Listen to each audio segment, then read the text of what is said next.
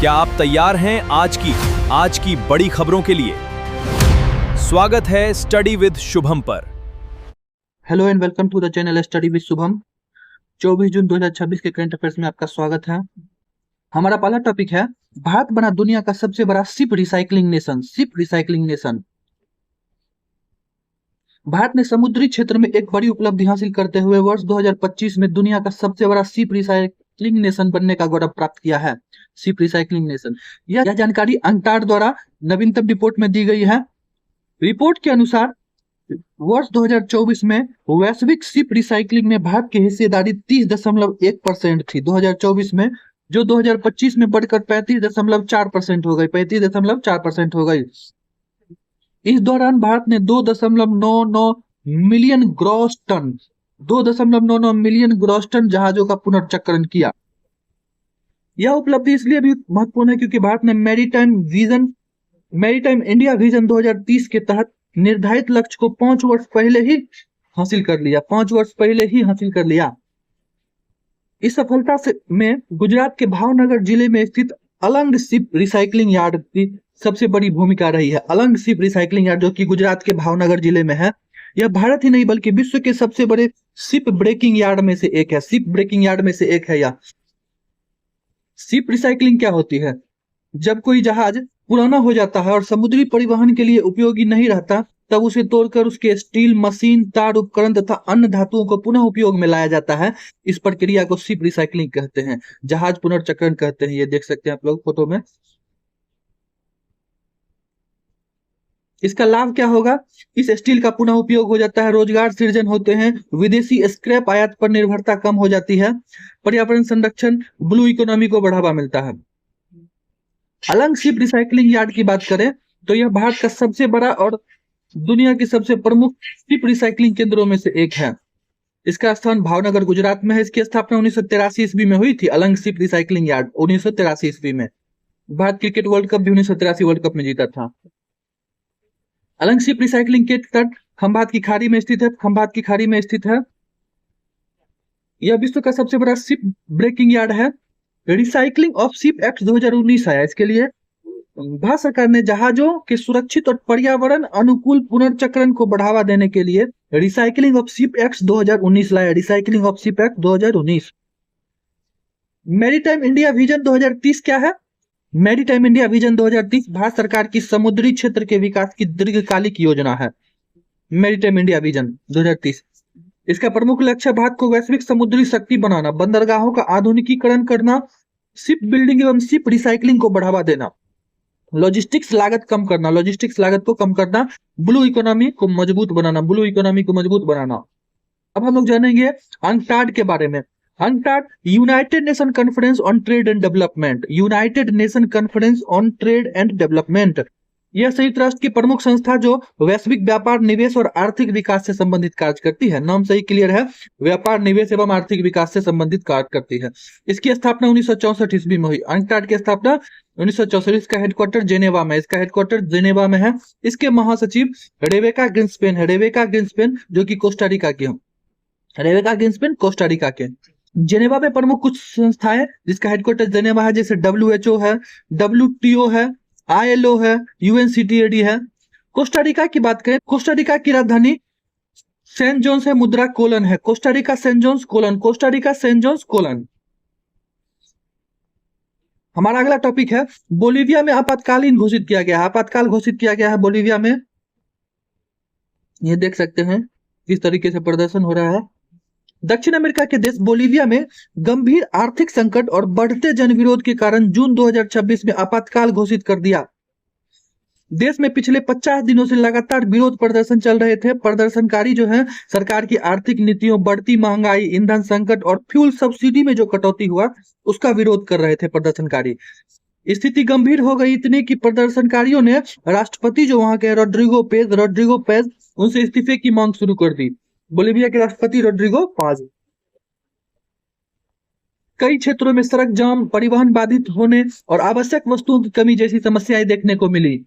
सरकार का कहना है कि अर्थव्यवस्था पर बढ़ते वित्तीय दबाव के कारण ईंधन सब्सिडी में कटौती करना आवश्यक था, लेकिन जनता ने इसका सिर्फ विरोध कर दिया।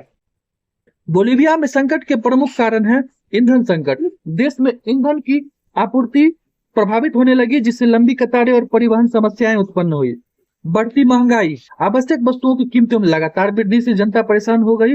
विदेशी मुद्रा भंडार में कमी और सरकारी वित्तीय दबाव ने संकट को और बढ़ा दिया। सरकार ने फ्यूल सब्सिडी में जो कटौती की, इस निर्णय के बाद विरोध प्रदर्शन को और तेज कर दिया गया।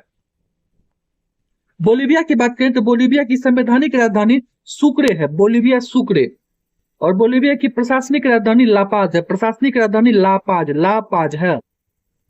यहाँ की मुद्रा बोलीवियानो है, इसकी मुद्रा बोलीवियानो है। तो एक लाइन में हम लोग याद करेंगे, Bolivia Sukre boliviano, Bolivia Sukre boliviano. यहाँ स्थित लेक टिटिकाका की बात करें, टिटिकाका बोलीविया और पेरू की सीमा पर स्थित झील है। यह विश्व की सबसे ऊंची नौगम्य झील है, हाईएस्ट नेविगेबल लेक मानी जाती है। इसकी समुद्र तल से 3812 मीटर की ऊंचाई है, 3812 मीटर की ऊंचाई पर है यह समुद्र तल से, ये टिटिकाका झील। सलार दे उयूनी की बात करें, सलार दे उयूनी, यह विश्व का सबसे बड़ा नमक का मैदान है, साल्ट फ्लैट है, विश्व का सबसे बड़ा नमक का मैदान है। इसका क्षेत्रफल लगभग 10,000 किलोमीटर स्क्वायर है, 10,000 किलोमीटर स्क्वायर है। यह लिथियम भंडार के लिए फेमस है, यह लिथियम भंडार के लिए फेमस है, सलार दे उयूनी। ये देख सकते हैं सलार दे उयूनी नमक का मैदान 10,000 किलोमीटर स्क्वायर में फैला हुआ है। अक्सर एग्जाम में पूछा जाता है विश्व का सबसे बड़ा नमक मैदान कहाँ स्थित है, तो बोलीविया में, सलार दे उयूनी। हमारा अगला टॉपिक है, मध्य प्रदेश की खुरासानी इमली को मिला जीआई टैग। मध्य प्रदेश की खुरासानी इमली को मिला जीआई टैग। ये देख सकते हैं इमली का पेड़। मध्य प्रदेश की खुरासानी इमली को भौगोलिक संकेतक प्रदान किया गया है। यह इमली मुख्य रूप से मांडू जिला, मांडू में, धार जिला मध्य प्रदेश में पाई जाती है, मांडू में। खुरासानी इमली सामान्य इमली नहीं है, बल्कि यह बाओबाब वृक्ष पर उगती है, यह बाओबाब वृक्ष पर उगती है। और यह बाओबाब जो होता है, यह मूल रूप से अफ्रीका का वृक्ष है, बाओबाब मूल रूप से अफ्रीका का वृक्ष है। यह ऐतिहासिक रूप से मध्य प्रदेश के मांडू क्षेत्र में भी पाया जाता है, ऐतिहासिक रूप से। यह फल विटामिन सी, एंटीऑक्सीडेंट, कैल्शियम और अन्य पोषक तत्वों से भरपूर होता है और स्थानीय लोगों द्वारा इसे औषधीय एवं खाद्य उपयोग में लाया जाता है।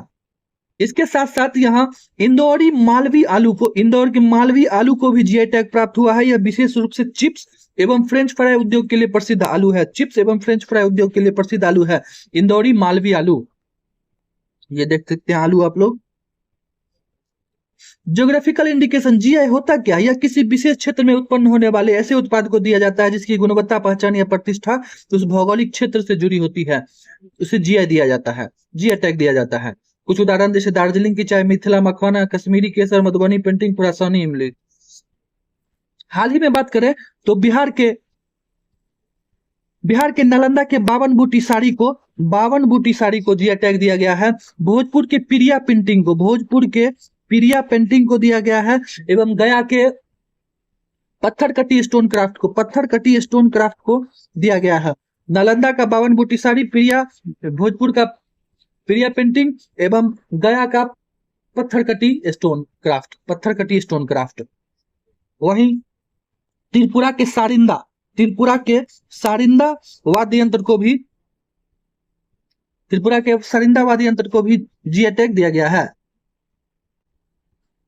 जीआई टैग की वैधता 10 वर्ष होती है और इसका नवीनीकरण किया जा सकता है, फिर से आगे बढ़ाया जा सकता है, नवीनीकरण किया जा सकता है। बाओबाब की वृक्ष की बात की जाए तो यह इसका मूल निवास अफ्रीका का यह पेड़ है। इसका वैज्ञानिक नाम एडेंसोनिया है, एडेंसोनिया है। उपनाम कहें तो यह उसे उल्टा पेड़ कहते हैं, अपसाइड डाउन ट्री कहते हैं, इसे अपसाइड डाउन ट्री कहते हैं। क्यों कहते हैं? क्योंकि इसकी शाखाएं ऊपर की ओर ऐसी दिखाई देती है मानो पेड़ की जड़ें ही आसमान के ऊपर हो, इस तरीके से दिखाई देती है, इसलिए इसे अपसाइड डाउन ट्री कहते हैं। ये देख सकते हैं आप लोग। इस पेड़ की विशेषता है कि इसे हजारों लीटर पानी संग्रह कर सकता है। यह अत्यधिक सूखा सहनशील है, यह सहनशील पेड़ है, लंबे समय तक जीवित रहने वाला यह वृक्ष है। मांडू की बात करें तो यह धार जिला मध्य प्रदेश में पड़ता है। मांडू, यह प्रसिद्धि है जहाज महल, रूपमती का महल, बाज बहादुर का महल, इतिहास से संबंधित जगह है जहां जहाज महल है, रूपमती का महल है, बाज बहादुर का महल है।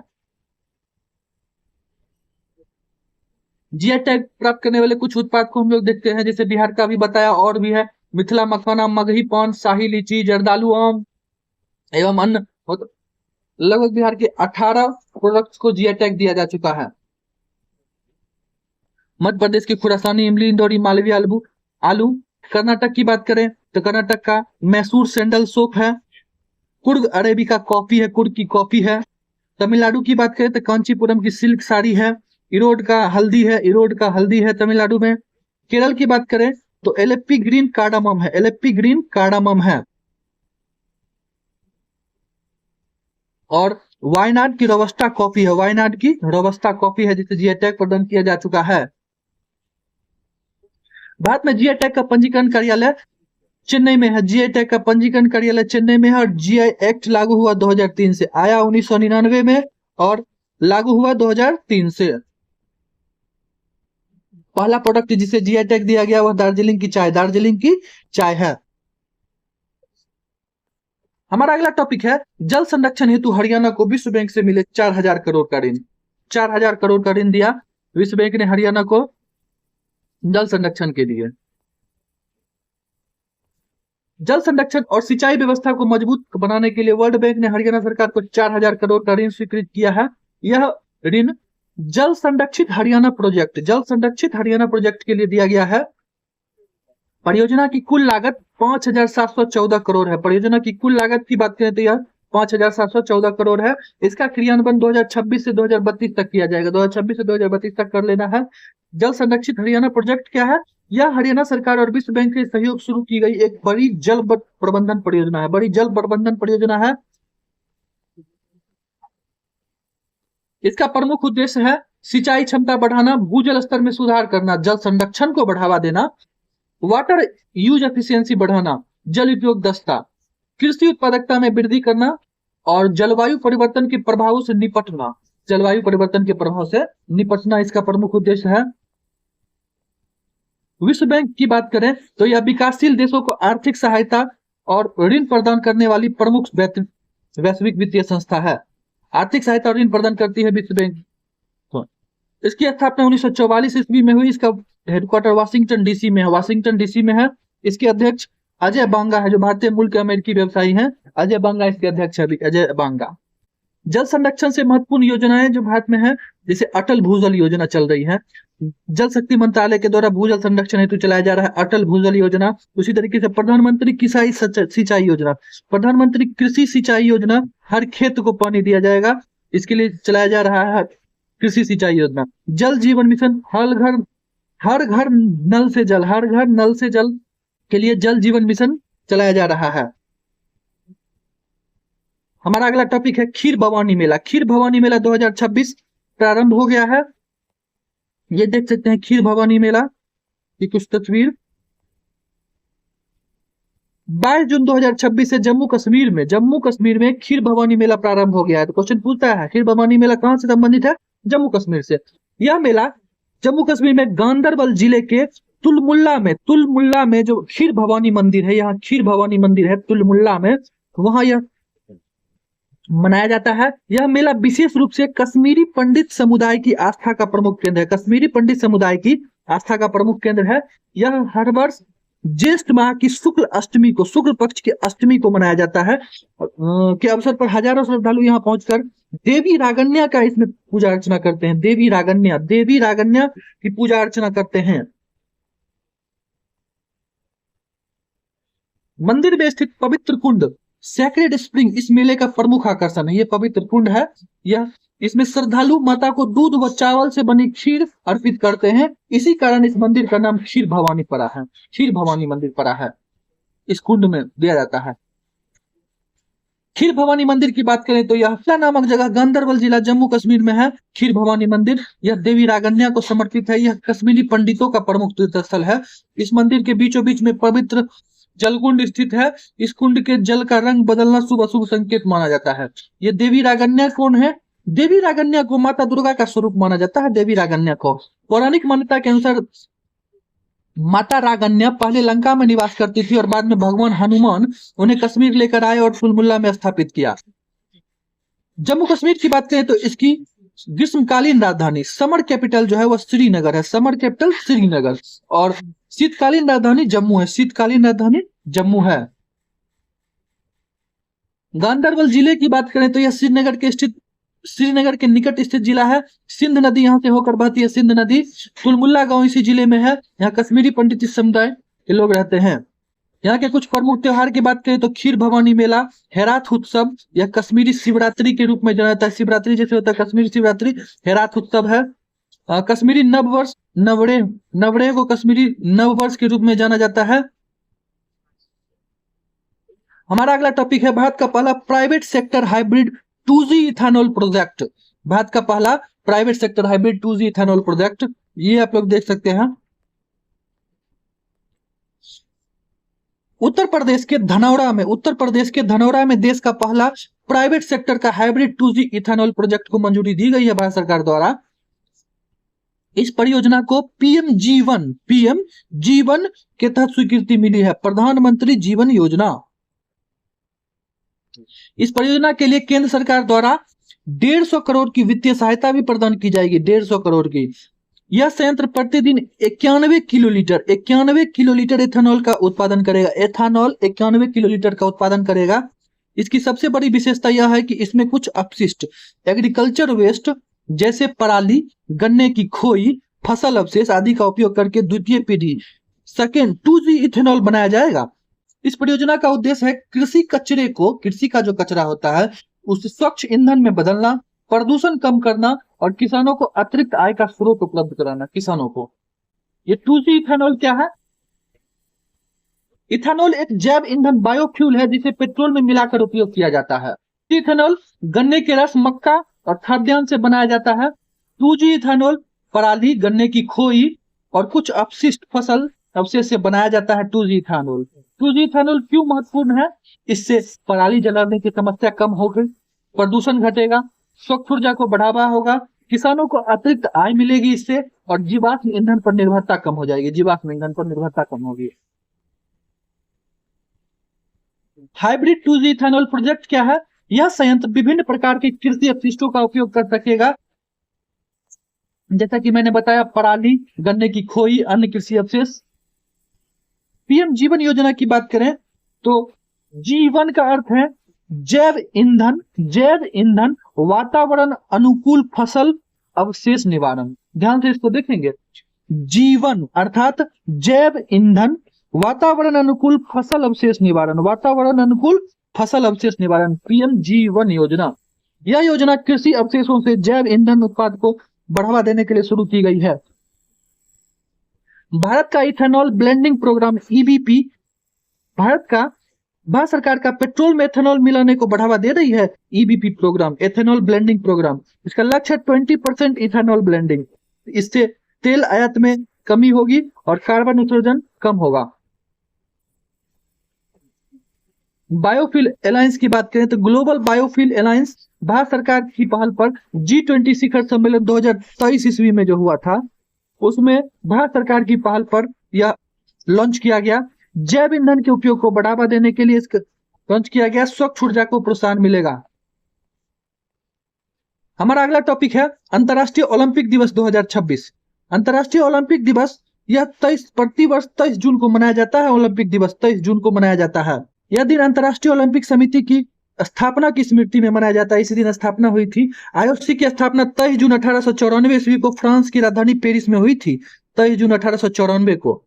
इस अवसर पर विश्व भर में खेल, फिटनेस, स्वास्थ्य एवं ओलंपिक मूल्यों को बढ़ावा देने के लिए विभिन्न कार्यक्रम आयोजित किए जाते हैं। 2026 के थीम की बात करें तो इसका थीम है you can do this let's move. You can do this let's move अंतर्राष्ट्रीय ओलंपिक दिवस का थीम है। अंतर्राष्ट्रीय ओलंपिक समिति विश्व में ओलंपिक खेलों का संचालन करने वाली सर्वोच्च संस्था है। अंतर्राष्ट्रीय ओलंपिक समिति, इसकी स्थापना बताया कि 23 जून 1894 ईस्वी को हुई। इसका मुख्यालय लुज़ाने स्विट्जरलैंड में है। स्विट्जरलैंड में। इसके वर्तमान अध्यक्ष क्रिस्टी कोवेंट्री है। यह IOC की पहली महिला एवं पहली अफ्रीकी अध्यक्ष हैं। IOC की पहली महिला, पहली अफ्रीकी अध्यक्ष है क्रिस्टी कोवेंट्री, जिम्बाब्वे से है। ओलंपिक खेलों के इतिहास की बात करें तो पहला आधुनिक ग्रीष्मकालीन ओलंपिक की बात करें तो यह 1896 ईस्वी में हुआ। 1896 ईस्वी में एथेंस में हुआ। इसमें 14 देशों ने भाग लिया था। 241 खिलाड़ियों ने प्रतिस्पर्धा की और सभी प्रतिभागी पुरुष थे। आप लोगों से प्रश्न है, बताइएगा किस ओलंपिक में पहली बार महिलाओं को एंट्री मिली? महिलाओं को एंट्री मिली किस ओलंपिक में?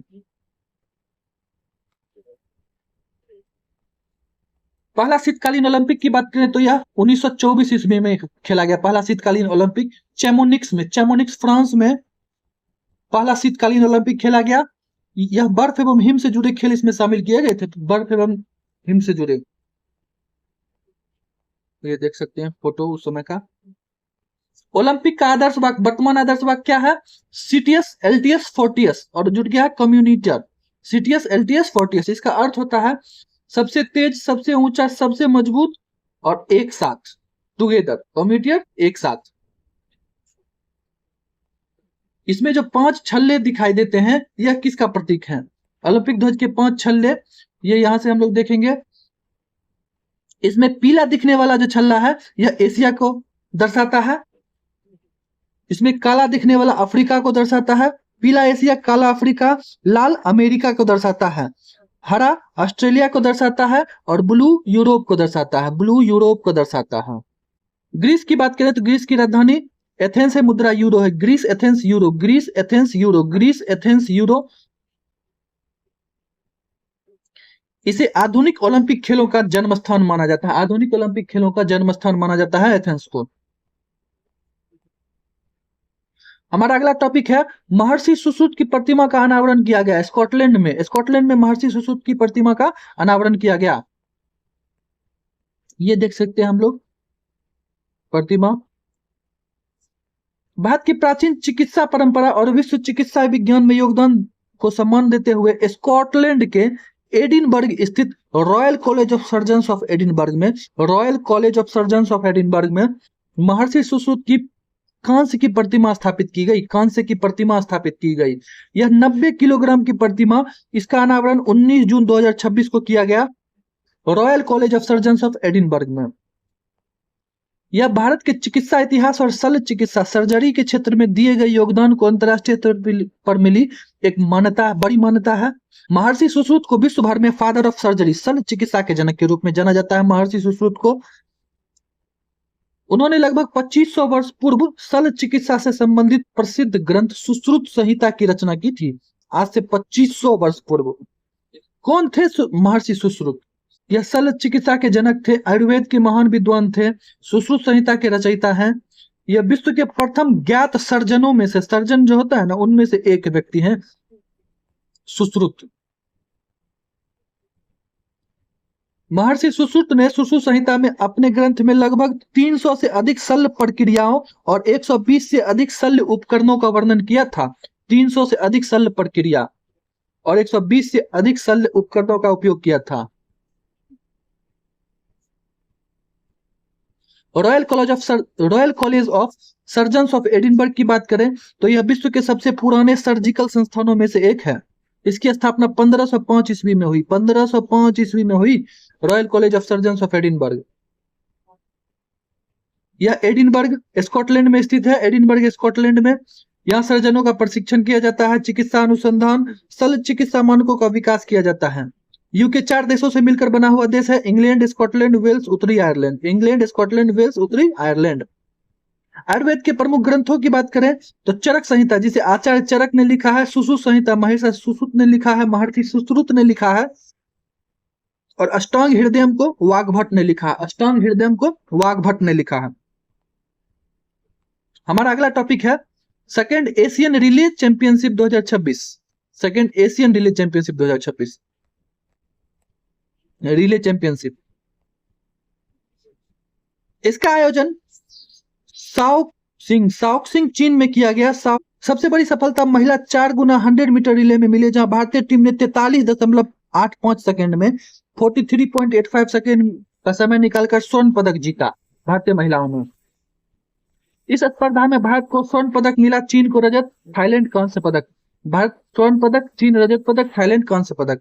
इसके अलावा भारत ने अन्य स्पर्धाओं में भी उत्कृष्ट प्रदर्शन किया, जैसे मिक्स्ड 4x400 मीटर रिले रजत पदक लाया, मिक्स्ड 4x100 मीटर कांस्य पदक लाया। एशियन रिले चैंपियनशिप 2027 का आयोजन अगली बार 2027 का चंडीगढ़ में किया जाएगा। चंडीगढ़ में किया जाएगा। एशियन रिले चैंपियनशिप क्या है? ये एशिया की प्रमुख रिले एथलेटिक्स प्रतियोगिता है। इसका आयोजन AAA अर्थात एशियन एथलेटिक्स एसोसिएशन द्वारा किया जाता है। एशियन एथलेटिक्स एसोसिएशन द्वारा किया जाता है। इसमें विभिन्न देशों की टीमें रिले दौड़ स्पर्धा में भाग लेती है। इसमें कुछ प्रमुख स्पर्धाएं जैसे कि 4x100 metre, 4x400 metre, mixed relay event.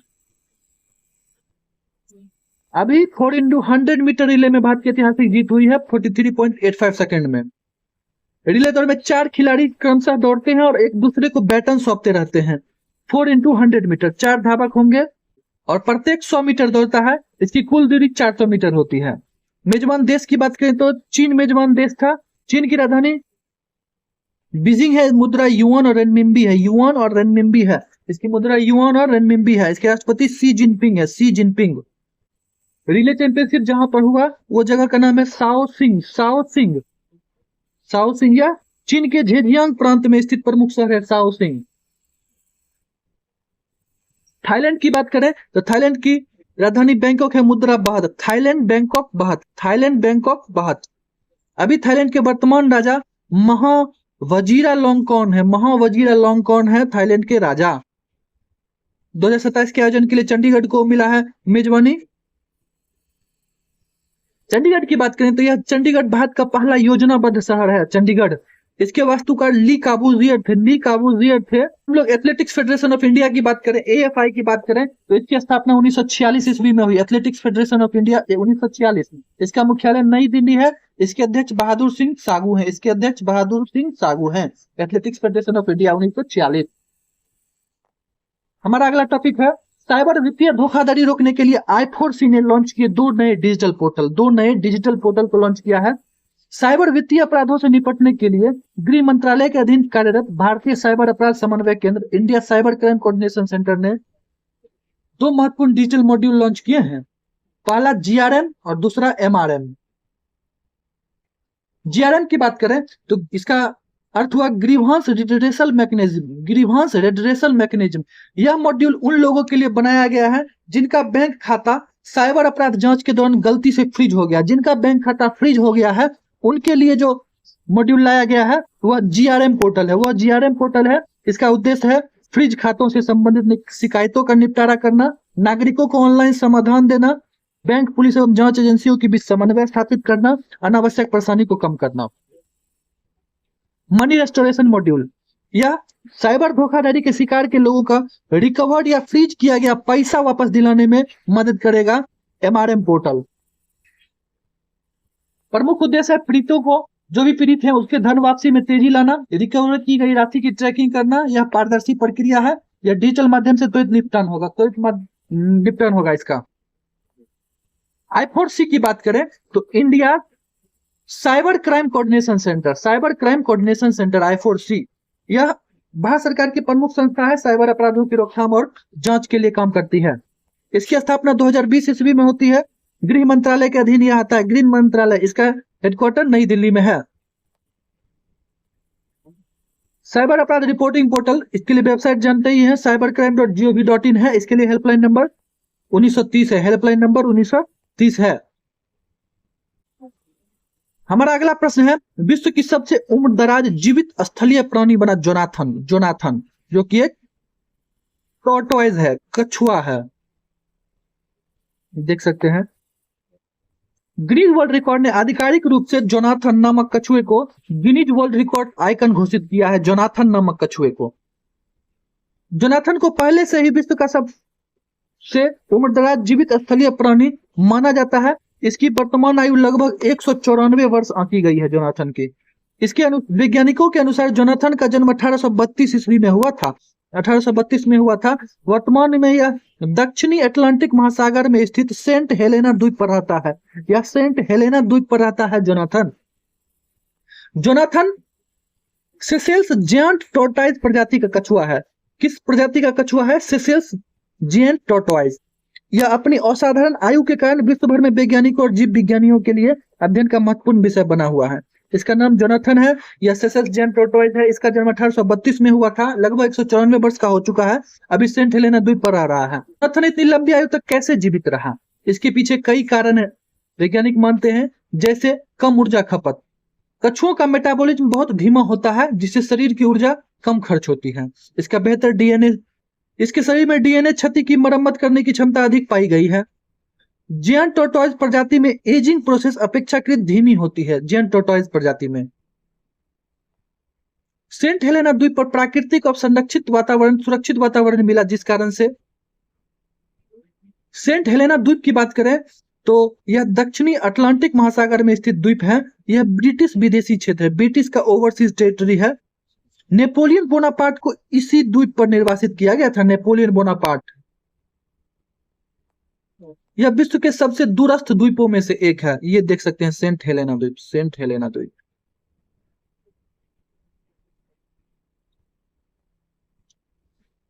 Saint Helena की राजधानी की बात करें तो सेंट हेलेना की राजधानी जेम्स टाउन है।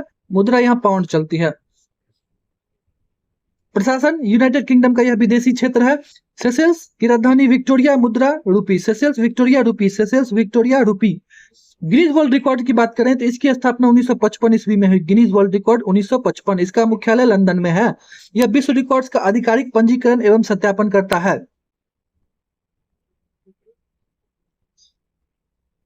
अगले टॉपिक की बात करें तो ऑस्ट्रेलिया में पहली बार जंगली पक्षियों में H5N1 बर्ड की पुष्टि हुई है, बर्ड फ्लू की पुष्टि हुई है।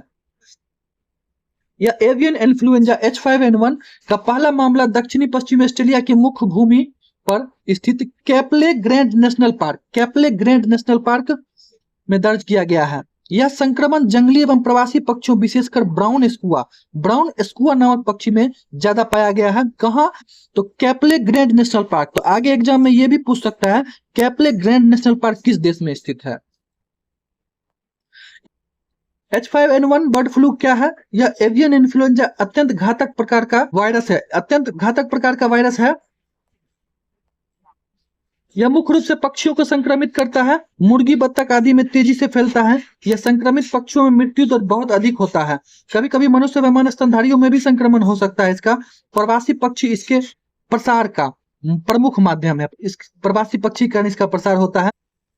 ब्राउन स्कुआ समुद्री शिकारी पक्षी है। यह दक्षिणी महासागरीय क्षेत्रों में पाया जाता है और यह अन्य पक्षियों के अंडे एवं बच्चों का शिकार करता है। ब्राउन स्कुआ एक शिकारी पक्षी है।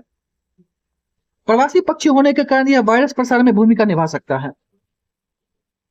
ऑस्ट्रेलिया के प्रमुख राष्ट्रीय उद्यान की बात करें तो ककाडू नेशनल पार्क है यहाँ, Uluru Kata Tjuta national park है, उलुरु काटा जूटा, और कैपले ग्रैंड नेशनल पार्क जो न्यूज में आ गया, कैपले ग्रैंड नेशनल पार्क।